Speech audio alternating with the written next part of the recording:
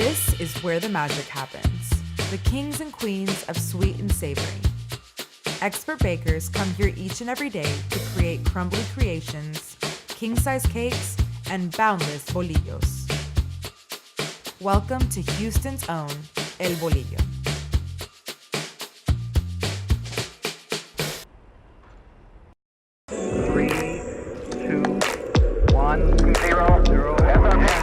City of Houston is open for business. Marvin Zettler, eyewitnesses.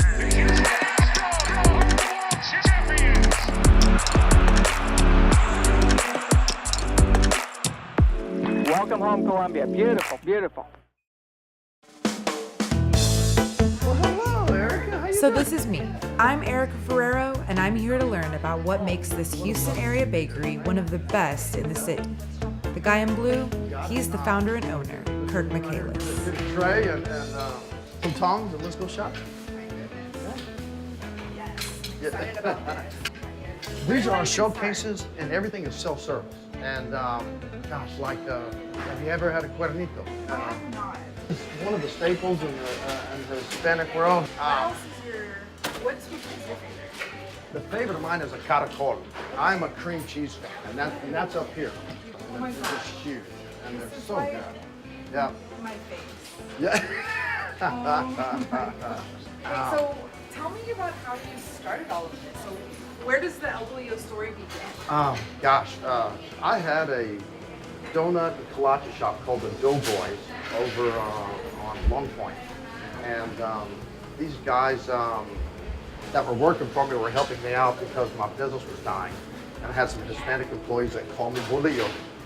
Means white guy, white boy. Oh my gosh. And so, and that's really where the name came from. And just from those guys helping me out, selling some sweet bread in the stores and some of the donuts, they showed me how to turn it into a Panaderia instead of a donut place. My wife's a designer. We tried to make this place kind of fun and nice and making an experience, almost like a little village, like a little market. So it started out right by the farmer's market over on Airline Drive. I was next door to it in a little space. That was your first? That was the first store. Yes, that was it, the first store. So we kind of try to make that feel in here as you come in and feel homey, because when I was in Mexico, I learned that people went to the bakery for their bread in the morning. They went to the market for their fruit and vegetables, and then they went over to the meat market to get their meat. We have some staples that we have to make, and when we found out that we would make those staples of bread, the contras, the cuernitos, the empanadas and things, and then we gave our guys free time. We said, okay guys, invent, have fun. So they have come up with a lot of new breads. I mean, like this right, an example of that is the uniconcha. And then just yesterday, the guy started making these manteconchas, like a mantecada, which is a cupcake, and they put them in there. And then, of course, bolillos. And you got to get some fresh hot bolillo. That's what we're known for. We cook them all day long. This is heaven. It's still so hot. Well, the oven's right here on the side, so we cook them, bake them, and put them right out fresh all day long. After touring the bakery and hearing about all the amazing recipes, Kirk took me behind the scenes to see where his bakers get busy. Not only did he show me his state-of-the-art setup, he also gave me the huge honor of getting my hands dirty and making some bread of my own. Then it was time to sit down and hear about how this all got started. How proud are you of this? I mean, look at how beautiful everything is. Yeah, the guys do an amazing job, and we have grown from 2,000 square feet in one small store to this 12,000 square foot store in 3 of them. So yeah, we're really blessed. And from 5 employees when we started out to about 275, almost 300 employees. Well, the model was for us to have a small store, lease space, used equipment, and come in there and try to make all the money we could. And we popped one store in and got it going, and put another store in and had it going. And about opening day of that store, I ended up having emergency surgery. Then I ended up having lymphoma, and so I had a lot of problems for about 2.5 years. I went through a lot of chemo and everything else. But when I got out, and during the time of the chemotherapy, and it was real rough. But a lot of the community that was in the area surrounded me. prayed for me. There wasn't a day that didn't go by that one of my customers didn't come in and say, how are you, Billy, or just ask for me, you know? So when I got better, got back working again, change of heart, change of direction, and I started tearing down the old buildings in the area, remediating the soil, and buying property and building big stores. Our whole model is now to be a bigger part of the community and not just about us anymore. Would you say that you're kind of just living your dream right now? I am. I am. Like yeah. it. Well, it is. These guys are amazing, and we have the opportunity to create, have fun, and who doesn't like a piece of cake or a piece of bread or a sweet or something? And it's good times and bad times. People will always come for some good bread. Comforting, yeah. right? Amen. Yeah.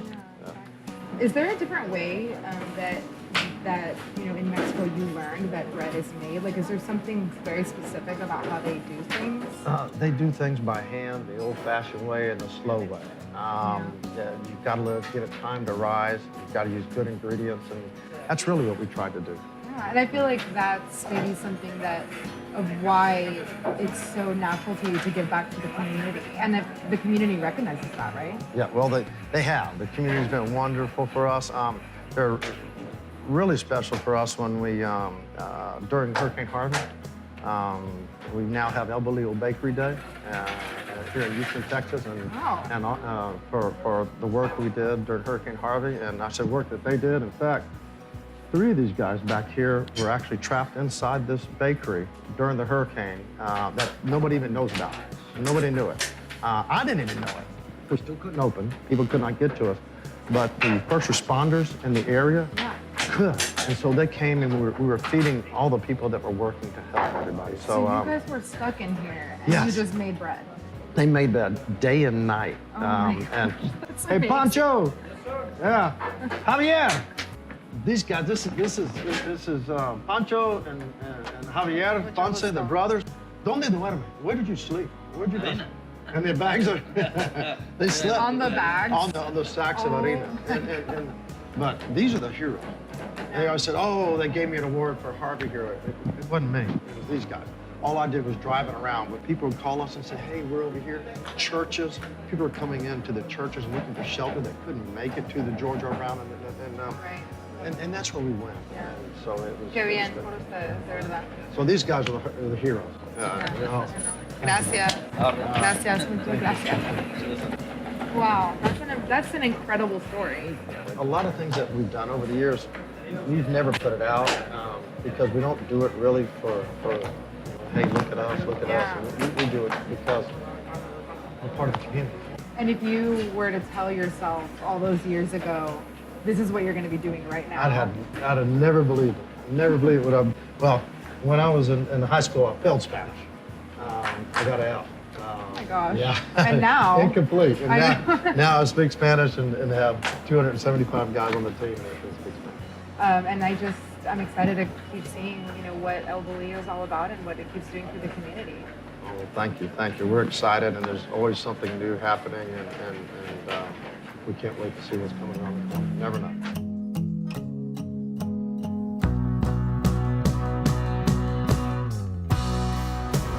So I just left El Bolillo Bakery with Kirk, and wow, I mean, what an amazing story. His team is so fun and so cool, and they were really welcoming to us, and just hearing their story and being from Houston and, about Hurricane Harvey, and, I was obviously here for Hurricane Harvey, and, everybody came together, and it's so cool to hear that story firsthand. I've actually never had Mexican bread before, I'm not gonna lie, but this is my first time actually tasting it and being there and seeing that being made and that whole technique and the whole history and culture behind that, and I am absolutely hooked. I will definitely be back. You guys should go there too. He has 3 locations and I'm about to rate all of them, so yeah, really good day.